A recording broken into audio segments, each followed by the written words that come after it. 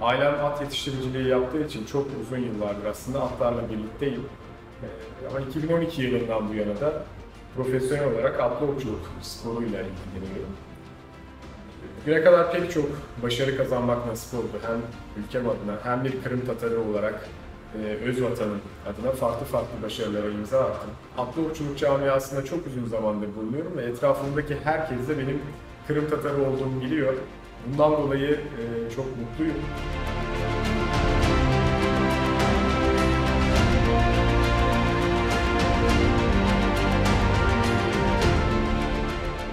Kırım Tatarlığı benim için ilk başta sadece yemeklerimizde, türkülerimizde olan bir olguydu. Fakat sonrasında Türkiye'de, Ankara'da Kırım Derneği ile tanışmamla beraber hem Tatarca öğrenip sonrasında da farklı etkinliklerde, organizasyonlarda görev alarak Kırım Tatar bilincimi geliştirdim.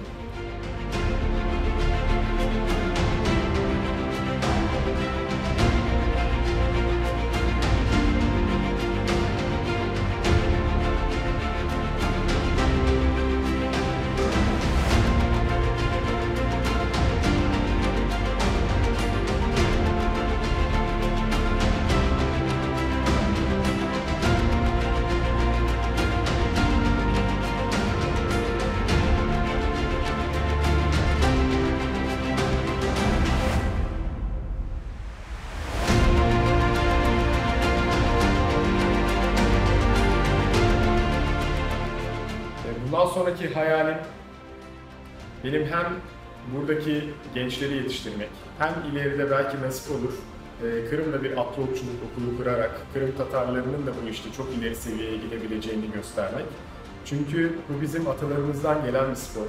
Bir futbol, bir basketbol değil. Bizim aslında içerisinde olmamız gereken ve bizim aslında zirveye çıkarmamız gereken bir spor.